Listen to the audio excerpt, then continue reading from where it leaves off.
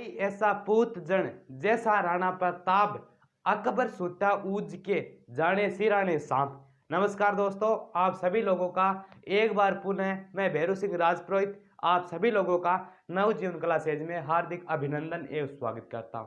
तो दोस्तों, आप सभी को विदित है कि हम बात कर रहे थे राजस्थान इतिहास के बारे में और हमारा टॉपिक था, वो टॉपिक चल रहा था मेवाड़ राज्य का इतिहास, जिसमें महाराणा प्रताप, बप्पा रावल, जेतर से हमीर अनेक प्रकार के ऐसे महान राजा हुए। तो दोस्तों, हमने राजस्थान इतिहास के अंतर्गत मेवाड़ राज्य का पार्ट 1 कंप्लीट कर लिया है। अगर आपने वो वीडियो नहीं देखा है तो इस वीडियो की डिस्क्रिप्शन में उनके लिंक दे दूंगा, और अगर आप चाहते हो हमारे सेटअप का वीडियो किस तरह हम शूट करते हैं तो उस वीडियो की ही लिंक मैं डिस्क्रिप्शन में डाल दूंगा। आप वहां जाकर आराम से उस वीडियो को कंप्लीट वॉच कर सकते हो। तो दोस्तों, अब हम करेंगे शुरू मेवाड़ राज्य का इतिहास पार्ट 2। तो देखिए, ये क्या है मेवाड़ राज्य। तो आप सभी दोस्तों को विदित है, आप इतने तो ज्ञानी हो कि मेवाड़ राज्य पर किस वंश ने शासन किया था? गुहिल वंश ने शासन किया था। किस वंश ने? गुहिल वंश। गुहिल वंश। इस वंश को एक अन्य नाम से और जाना जाता है, उसे कहते हैं सिसोदिया वंश। सिसोदिया वंश क्यों कहते हैं, इनकी जानकारी हम आगे कंप्लीट रूप से करेंगे। आपको टेंशन लेने की जरूरत नहीं है, सिर्फ आपको टेंशन हमें होनी चाहिए कि अगर आप लाइक नहीं करते हो।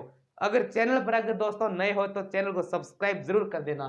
मेवाड़ राज्य किस वंश ने शासन किया था? गुहिल वंश, सिसोदिया वंश, एक अन्य नाम और मिलता है गुहिलोत वंश। क्या नाम मिलता है? गुहिलोत वंश। गुहिलोत वंश।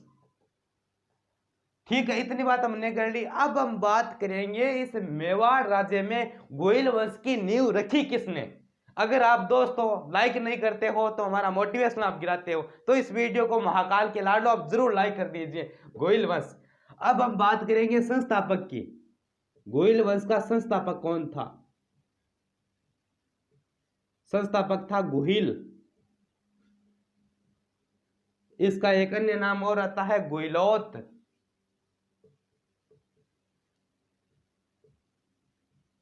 एक इसका अन्य नाम और मिलता है गुहदत्त।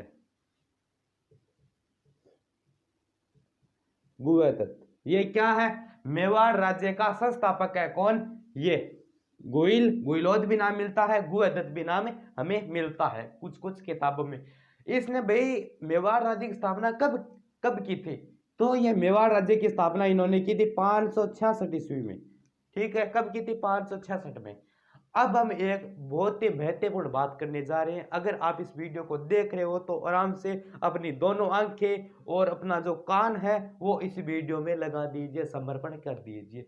तो भाई एक हमें व्यक्ति का नाम मिलता है, उस व्यक्ति का नाम है विवस्वान। क्या नाम है व्यक्ति का दोस्तों? विवस्वान। ठीक है, इस विवस्वान व्यक्ति की उत्पत्ति किससे मानी जाती है दोस्तों? इस विवस्वान की उत्पत्ति मानी जाती है सूर्य से।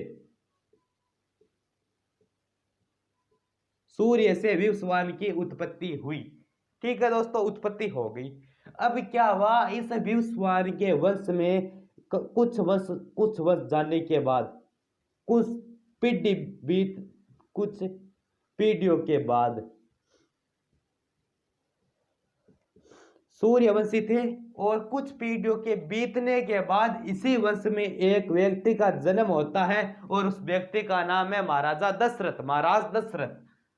दशरथ का जन्म। दशरथ। अब देखिए दोस्तों, आप सभी को विदित है, आपने रामायण तो देखी होगी कोरोना वायरस के इस संकट के दौरान, कि दशरथ के 4 पुत्र थे।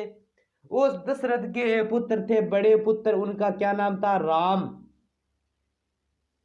दशरथ के पुत्र का नाम क्या मिलता है हमें? राम मिलता है। और इस राम के आप सभी को पता है दोस्तों, इस राम जी के कितने पुत्र थे, कितने बेटे थे? तो इस राम जी के भाई कितने पुत्र थे? 2 पुत्र थे। एक का नाम है लव और एक का नाम है कुश। 2 पुत्र है, लव और कुश। कुश का 108वां वंशज कह सकते हैं। कुश के जैसे कुश के बाद उनका बेटा है या पोता है, इस प्रकार पड़पोते, सड़पोते, गड़पोते, इस प्रकार अनेक 108वां वंशज, 108वां वंशज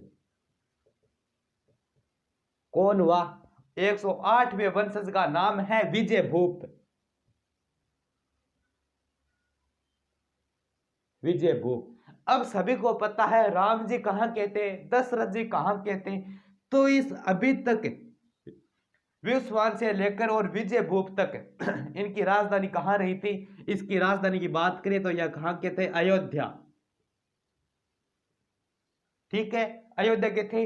अब क्या हुआ दोस्तों, जैसे कि ये अपना भारत, ये अपना भारत दक्षिणी भारत, विजयभूप, विजयभूप। अब क्या होता है, ये विजयभूप चलकर कहां आ जाते हैं? ये आ जाते हैं गुजरात में। आ गए कहां से चलकर? अयोध्या। अयोध्या अपनी राजधानी सी, उस अयोध्या राजधानी को त्याग कर और कहां आ जाते हैं मित्रों? ये आ जाते हैं वल्लभी नगर, गुजरात में। वल्लभी नगर, वल्लभी नगर में आ जाते हैं। और वल्लभी नगर कहां है? गुजरात में है ये वल्लभी नगर। कौन आ गया गुजरात में? विजयभूप जी अपने गुजरात में आ गए। अब देखिए आगे कहानी इस प्रकार की होती है कि आपने राजस्थानी में कहे कि झींटिया की कहानी, उससे भी बेहतर कहानी ये होने वाली है दोस्तों। अब देखिए आराम से, विजयभूप 108वां वंशज कहां आ गया? वल्लभी नगर, गुजरात में आ गया। अब इनकी राजधानी कौन सी हो गई? अभी तक अयोध्या राजधानी थी, सभी को पता है, अयोध्यापति श्री राम जी। अब इनकी राजधानी हो गई वल्लभी नगर। ठीक है, और इनका वल्लभी नगर में छठवां वंशज, छठवां वंशज, कभी इनके बेटा हुआ, बेटा के बेटा हुआ, बेटा के बेटे हुए, जैसे अनेक पीढ़ियां चलते गई, उसी प्रकार जब छठवां वंशज आया इस विजयभूप का वल्लभी नगर में, और उस छठवें वंशज का क्या नाम था? शिलादित्य। क्या नाम था दोस्तों? शिलादित्य।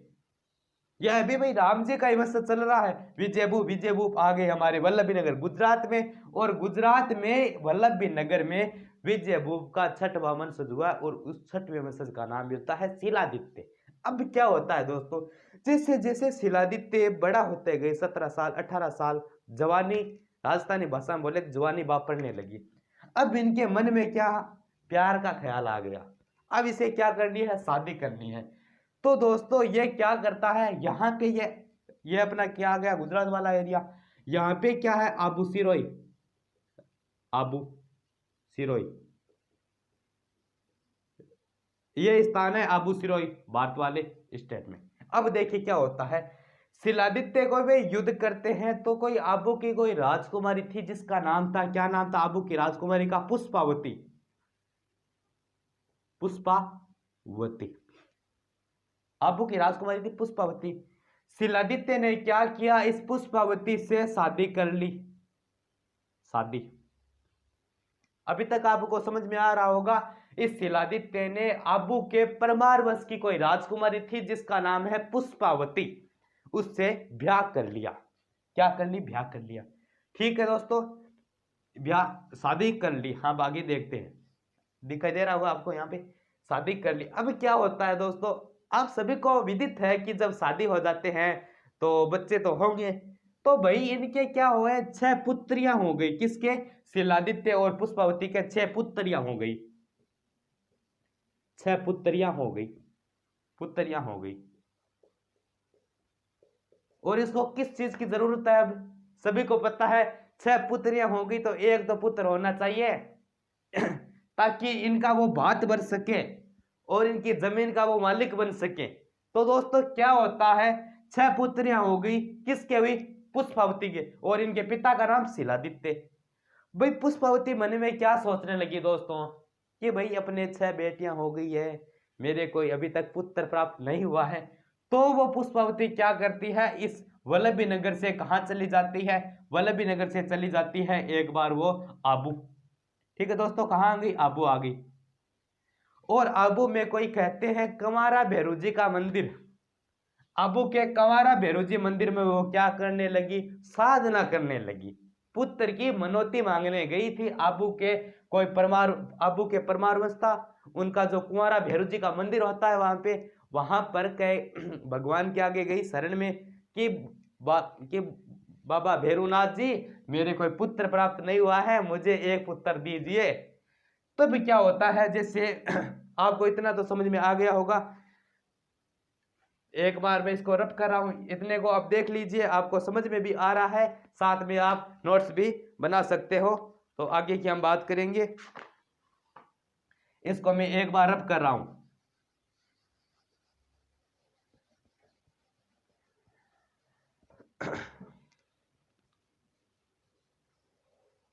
ठीक है दोस्तों, ये वल्लभी नगर,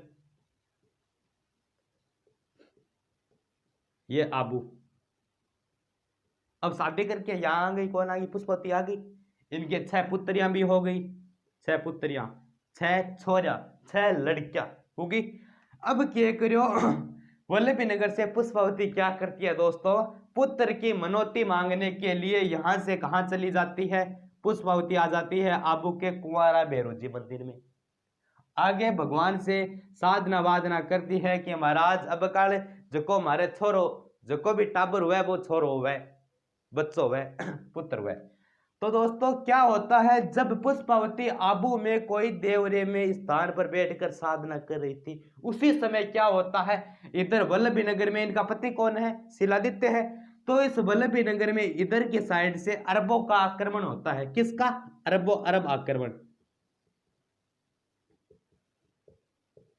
अरब आक्रमण होते हैं। और क्या होता है दोस्तों, आप सभी को पता है कि शिलादित्य की लुगाई कहां गई हुई है, आबू के मंदिर में गई है। क्यों गई है, पुत्र की प्राप्ति के लिए।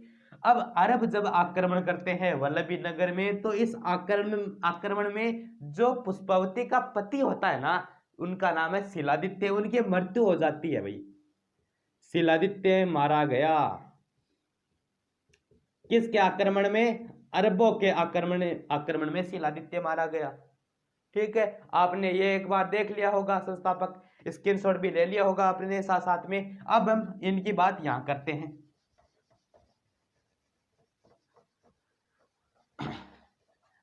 शिलादित्य मारा गया, यह कहां है, आबू के कोई मंदिर में है।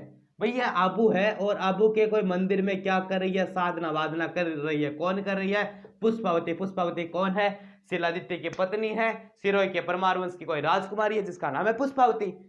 अब क्या होता है, जब पुष्पावती को पता चलता है कि भाई इस हमारे जो वल्लभी नगर में अरबों का आक्रमण हो गया है, अपना पति परमेश्वर शिलादित्य जी मारे गए हैं, तब ये क्या हो गई भाई, ये हो गई विधवा। और उस समय राजपूतों में यह समस्या थी, और कह सकते हैं यह बात थी, कि जब उस समय कोई स्त्री के पति की मृत्यु हो जाए, तब उसे क्या होना पड़ता था, सती होना पड़ता था।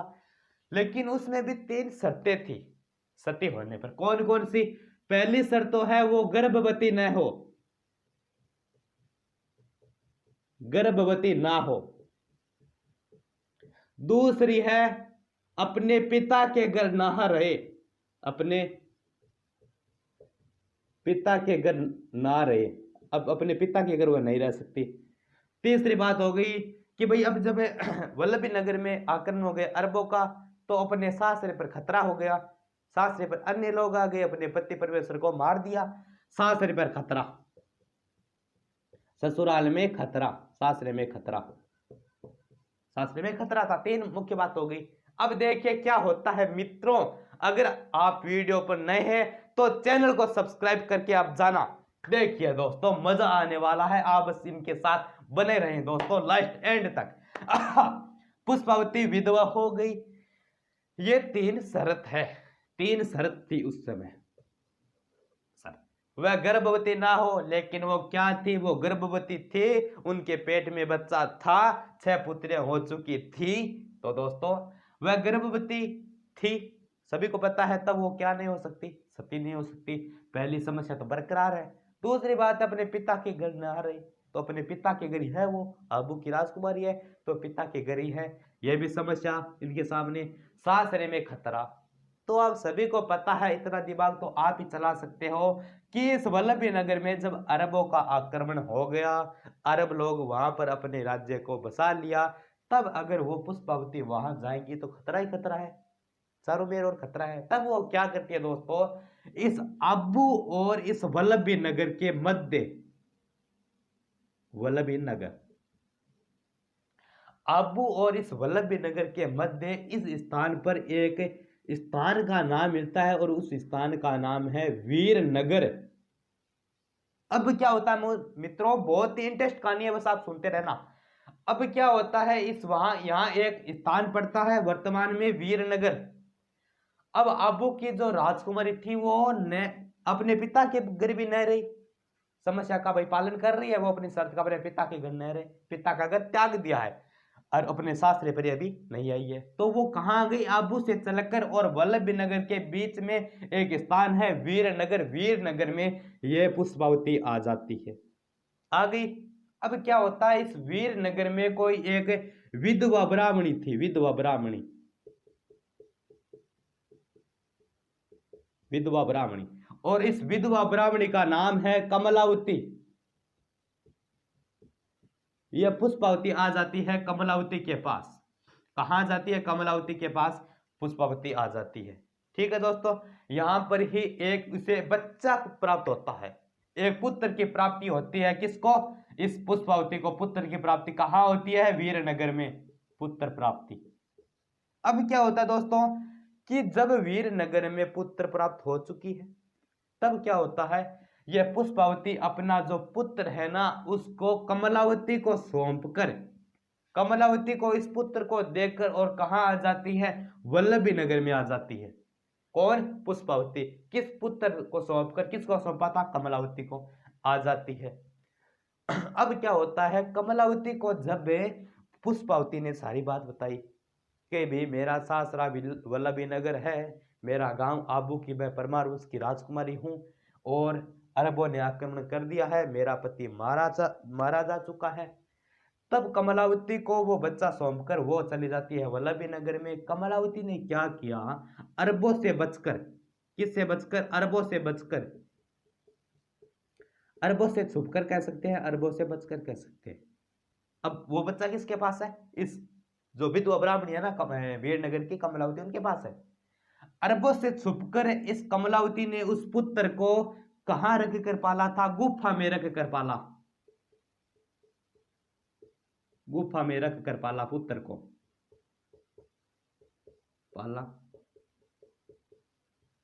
पुत्र को। दोस्तों क्या होता है कि अरबों से छुपकर, और जो पुष्पावती का बेटा था ना उसको गुफा में रखकर किसने पाला था, कमलावती ने पाला था। इस कारण दोस्तों गुफा में पलने के कारण उस जो पुत्र था उसका नाम क्या पड़ा, गुहिल, उसका नाम पड़ा गुहिल। अब आगे क्या होता है, गुहिल नाम पड़ा, हम आगे बहुत इंटरेस्ट कहानी है, बस आप देखते रहना।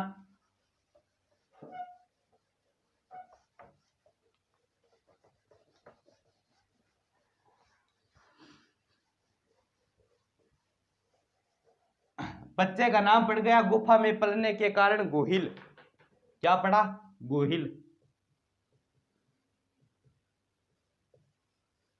नाम पड़ गया। अब क्या होता आगे दोस्तों, जब यह गुहिल धीरे धीरे बड़ा हुआ उस कमलावती के पास, क्या हुआ, धीरे धीरे धीरे धीरे बड़ा हो गया। तब भाई कमलावती ने सभी जानकारी इस गुहिल को दी कि भाई तेरा जो पिता है वो कोई अरबों के आक्रमण से मारा गया, तुम्हारी जो माँ थी, तुम्हारी जो मम्मी थी, तुम्हारी जो मोम थी वो आबू के परमार वंश की राजकुमारी थी, उस प्रकार यहाँ तो वीरनगर में आई और तेरा जन्म हुआ, वो वल्लभी नगर में चली गई। इस प्रकार तेरे जो पिता का हत्यारा है वो अरब लोग है। इस प्रकार की यह बातें सुनकर गुहिल क्रोधित हो उठा।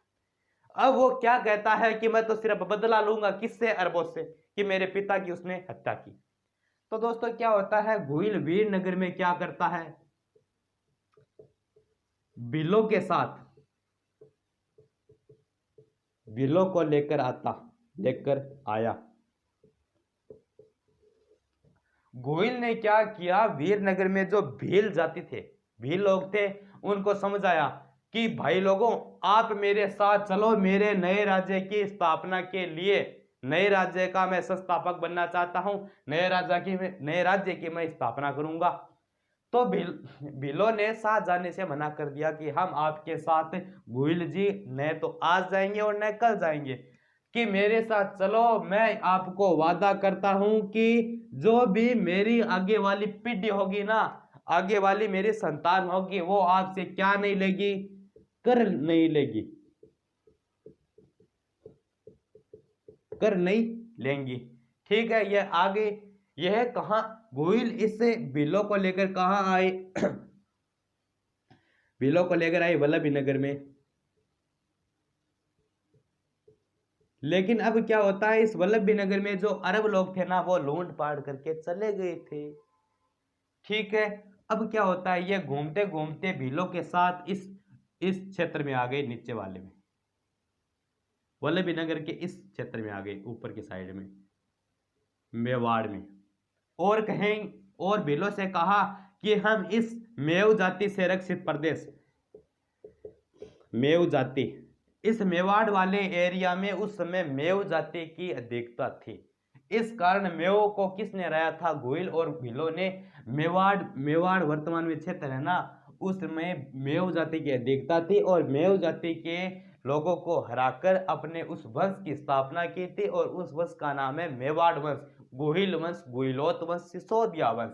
कब की थी, 566 ईस्वी में। ठीक है, राजा कौन हुआ, राजा उस समय हुआ गोहिल, बाद में भोज, बाद में नागादित्य, नागादित्य के बाद में महेंद्र प्रथम, महेंद्र प्रथम, बाद में एक राजा आता है अपराजित,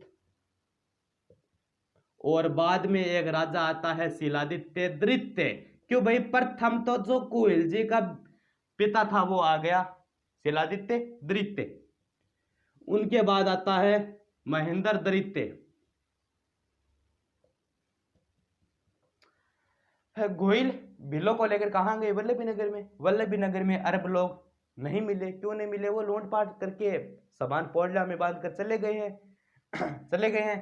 तो अब क्या होता है, जो गोहिल होता है ना, वो मेवाड़ वाले क्षेत्र में कोई मेव जाति रहती थी, उस समय मेव जाति को हरा करे और इस मेवाड़ वाले क्षेत्र में एक स्थापना करता है एक नए वंश की, और उस वंश का नाम है दोस्तों गोहिल वंश। ठीक है, स्थापना कर दी, राजा बन गया, एक नंबर का राजा यह बन गया। 566 में स्थापना हो गई, 566 में।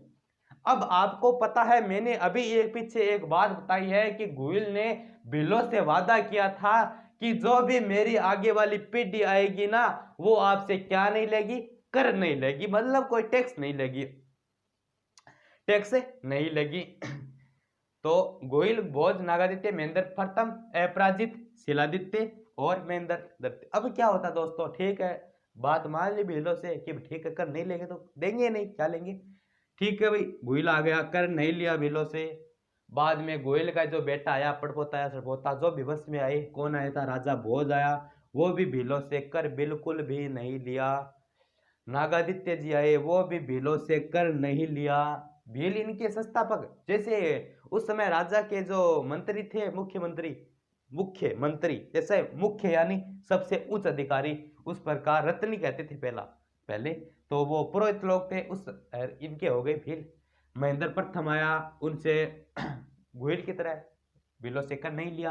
अपराजित था, वो भी भीलों से कर नहीं लिया। क्यों नहीं लिया, कि भाई गोहिल जो राजा है ना, उनकी पीढ़ी चल रही है, और गोहिल इन सबको इनको समझा के गए कि भाई इसको कर नहीं लेना है। बहुत समझा दिया नागादित्य को, भाई इनसे कर नहीं लेना, इस प्रकार समझाते गए। शिलादित्य भी कर नहीं लिया। लेकिन अब दोस्तों कुछ कहानी में ट्विस्ट आने वाला है। जो महेंद्र द्वितीय है ना, वो क्या करने लगा, भीलों से कर वसूल करने लगा।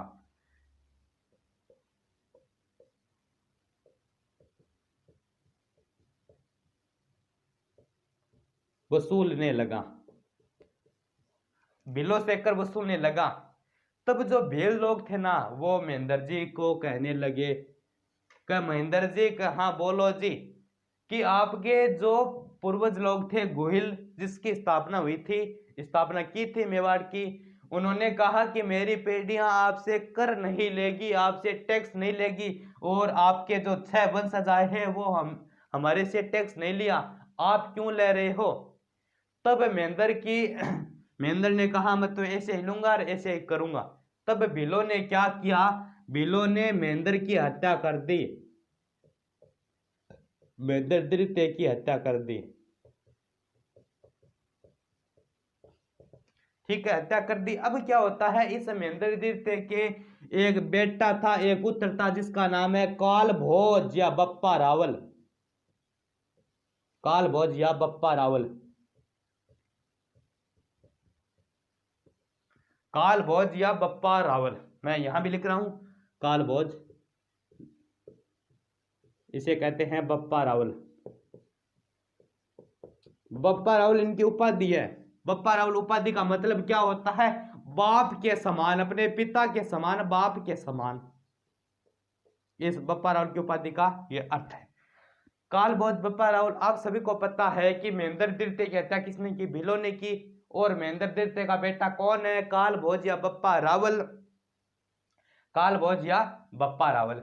अब आपको पता है, जब भीलों ने महेंद्र द्वितीय की हत्या कर दी तो भीलों के मन में एक और बात आने लगी कि भाई हमने जो महेंद्र द्वितीय की हत्या की है, अगर हो सकता है काल भोज की हमें हत्या करनी पड़े। क्यों करनी पड़े? कि अगर काल भोज ये जिंदा रह गया तो हमने काल भोज के पिता का वध किया है, पिता की हत्या की है, तो हमारा यह बदला लेगा और हमें मारेगा। इस कारण महेंद्र द्वितीय ने भी ये काल भोज की हत्या करने का निश्चय किया। काल भोज को यह पता लग गया। तब काल भोज क्या करते थे? बचपन में काल भोज हरित ऋषि के गाय चराता था। हरित ऋषि की गाय चराता था। हरित ऋषि की गाय चराता था। और हरित ऋषि ने इन्हें बप्पा रावल, बाप के समान की उपाधि दी है। कहते हैं यह बप्पा रावल एक समय में कम से कम 4 भेड़िए यानी एक भैंसा को खा जाते थे। बहुत बड़ा ताकतवर शरीर था। अगर वर्तमान की बात करें डब्ल्यू की, तो यह अपने भारत वाले खल्ली को भी हरा सकते थे, यह वादा करते हैं उस समय के इतिहासकार दशरथ शर्मा जी। बचपन हरित ऋषि की गाय चराता था।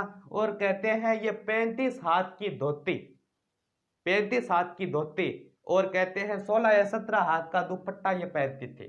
कौन? ये अपने काल भोज। तो दोस्तों इनका आप स्क्रीनशॉट लीजिए। और काल भोज का कहते हैं शासनकाल 734 से लेकर 753 ईस्वी के बीच का है।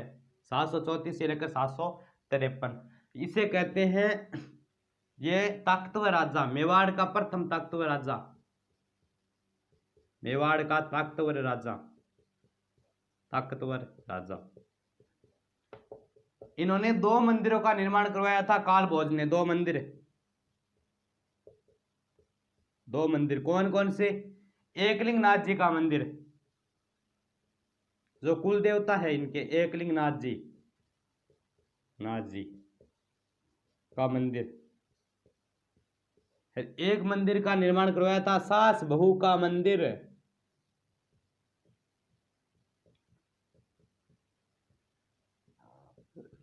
और इन्होंने मेवाड़ में सर्वप्रथम सोने के सिक्के चलाए, सोने के सिक्के, सोने के सिक्के चलाए। और क्या किया इन्होंने?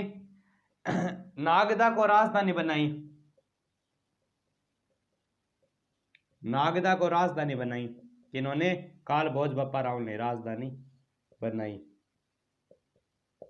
और इनकी जो छतरी है ना, उनकी मृत्यु होने के बाद नागदा में इनकी छतरी है, नागदा में छतरी। जो हमने देखा था एकलिंग नाथ जी कैलाशपुरी, ये जो मंदिर है ना, ये कैलाशपुरी गांव में है, राजसमंद में, कैलाशपुरी गांव।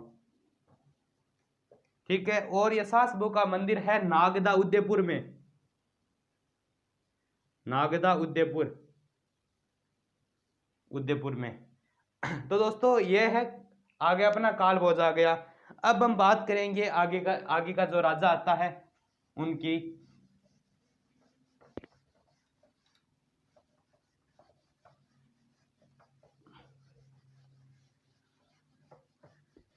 इनके बाद जो राजा बनता है वो बनता है अल्लट। काल भोज आ गया। इनका शासनकाल हमने देखा था 734 से 753। 734 में काल भोज ने एक जो चित्तौड़गढ़ दुर्ग है, चित्तौड़गढ़ दुर्ग को जीता था 734 ईस्वी में। किससे जीता था? इसका निर्माण किसने करवाया था? चित्रांगद मौर्य ने चित्तौड़गढ़ का निर्माण करवाया, चित्तौड़गढ़ के किले का, चित्रांगद मौर्य। और जब जीता था उसका नाम था मान मौर्य। मान मौर्य किस मान मौर्य 734 में युद्ध हुआ था और ये जो चित्तौड़गढ़ का दुर्ग है ना वो काल भोज के हाथ में आ गया था। और इसकी जो जानकारी है ना वो हमें मिलती है मान मौर्य के शिलालेख से, मान मौर्य के शिलालेख। लेकिन क्या हुआ, जो कर्नल जेम्स टोड थे ना वो इस मान मौर्य शिलालेख को इंग्लैंड ले जा रहे थे।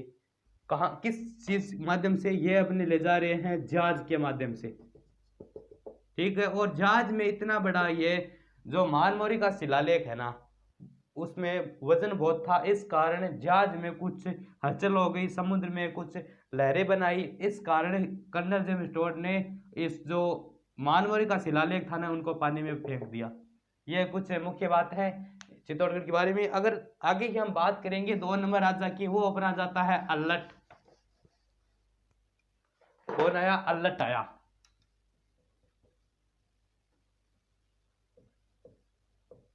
अल्लट इन्होंने एक उपाधि धारण की थी, आलू रावल की उपाधि। आलू रावल की उपाधि क्यों धारण की थी? कि यह व्यक्ति गोरा बहुत था। मैं कहता हूं कि अगर यह व्यक्ति आज होता ना तो जो फेरा लवली वाले एडवर्टाइज आते हैं ना उनमें इसका नाम सर्वोपरि आता। इतना गोरा था, इसका आलू रावल की उपाधि। और इन्होंने क्या किया? मेवाड़ में सर्वप्रथम नौकरशाही का गठन किया। मेवाड़ में नौकरशाही का गठन, नौकर रखने लगा, नौकरशाही का गठन। और इन्होंने एक अच्छा काम बहुत किया, इन्होंने राजस्थान का पहला अंतरराष्ट्रीय विवाह किया। इन्होंने हूण राजकुमारी, हूण राजकुमारी हरिया देवी से शादी की, हूण राजकुमारी हरिया देवी से विवाह किया, हरिया देवी से विवाह किया। जो ये विवाह है ना वो राजस्थान का क्या है? राजस्थान का सबसे पहला अंतरराष्ट्रीय विवाह है, राजस्थान का अंतरराष्ट्रीय विवाह। जीके भी बन सकता है राजस्थान का अंतरराष्ट्रीय विवाह कौन सा है? तो जो अल्लट और अल्लट संघ हरिया देवी के जो बीच हुआ, जैसे हम इस प्रकार लिखते हैं, जैसे ये अल्लट हो गया, ये संघ हो गया, और ये क्या हो गया? दिल हो गया, और ये कौन हो गई? ये हरिया देवी हो गई। जब ये बारात ले जा रहे थे तो इस गाड़ी के लारे इस प्रकार को दिल वाला वो डिजाइन लगा हुआ था, ठीक है। इस प्रकार की अल्लट वाली शादी की बात हमने कर ली। राजस्थान का प्रथम अंतरराष्ट्रीय विवाह, राजस्थान का प्रथम अंतरराष्ट्रीय ब्याह या अंतरराष्ट्रीय शादी। भैया राजस्थान के बात में भारत के अंतरराष्ट्रीय विवाह की बात करें तो वो किसकी शादी थी? चंद्रगुप्त मौर्य की 305 ईस्वी में किसके साथ हुई थी? सेल्यूकस की पुत्री जिसका नाम था हेलेना, उनके साथ हुई थी। राजस्थान का प्रथम अंतरराष्ट्रीय विवाह यह हो गया। आप इनकी स्क्रीनशॉट लीजिए। और इनके बाद जो राजा हुआ था शेमसी, और शेमसी के 2 पुत्र हुए थे, सामंत सिंह और कुमार सिंह। सामंत सिंह और एक पुत्र हुआ था कुमार सिंह। तो जब सामंत सिंह राजा बना था उस समय जो मालवा का परमार वंश था ना, एक कोई राजा था वहां का मुंज, मालवा के परमार वंश का स्थापित हो गया। मालवा के परमार वंश का शासन स्थापित हो गया, शासन स्थापित। मेवाड़ पर आक्रमण किसने किया? मालवा के परमार वंश का कोई शासक था जिसका नाम है मुंज। मुंज ने आक्रमण किया सामश्री पर, लेकिन बाद में कुमार सिंह ने क्या किया, इस मुंज की हत्या करके वापस अपनी जो गद्दी है ना वो कुमार सिंह के पास आ गई। तो दोस्तों ये था अपना आज का क्लास। अगर ये दोस्तों आपको ये क्लास पसंद आई तो वीडियो को लाइक और वीडियो को शेयर कर देना, और अगर चैनल पर नए हो तो चैनल पर सब्सक्राइब तो कर देना। धन्यवाद दोस्तों।